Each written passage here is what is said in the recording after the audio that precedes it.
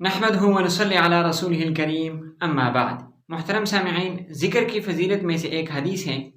حضور صلی اللہ علیہ وسلم نے فرمایا، جو شخص کسی راستے پر چلا اور اس سفر میں اللہ تعالیٰ کا ذکر نہیں کیا، اور اسی طرح وہ شخص جو اپنے بستر پر گیا اور اللہ کا ذکر نہیں کیا، تو یہ اس کے لیے افسوس اور محرومی کا باعث ہوگا۔ یہ حدیث 2 کتابوں میں موجود ہے۔ نمبر 1 سنن نسائی، نمبر 2 صحیح ابن حبان۔ اسی طرح ایک اور حدیث میں آپ صلی اللہ علیہ وسلم کا فرمان ہے، بے شک ایک پہاڑ دوسرے پہاڑ کو اس کا نام لے کر پکارتا ہے، کیا تیرے پاس سے کوئی ایسا شخص گزرا ہے جس نے اللہ کا ذکر کیا ہے؟ جب دوسرا پہاڑ کہتا ہے کہ جی ہاں، یعنی کہ گزرا ہے، تو وہ آواز دینے والا پہاڑ خوش ہوتا ہے۔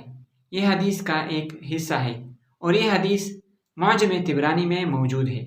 تو محترم بھائیو، دونوں حدیثوں سے معلوم ہوا کہ اللہ تعالیٰ کا ذکر انتہائی اہم اور ضروری ہے۔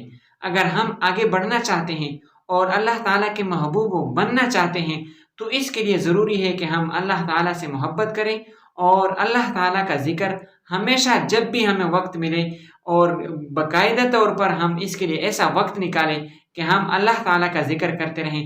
اللہ تعالیٰ سمجھنے کی توفیق عطا فرمائے۔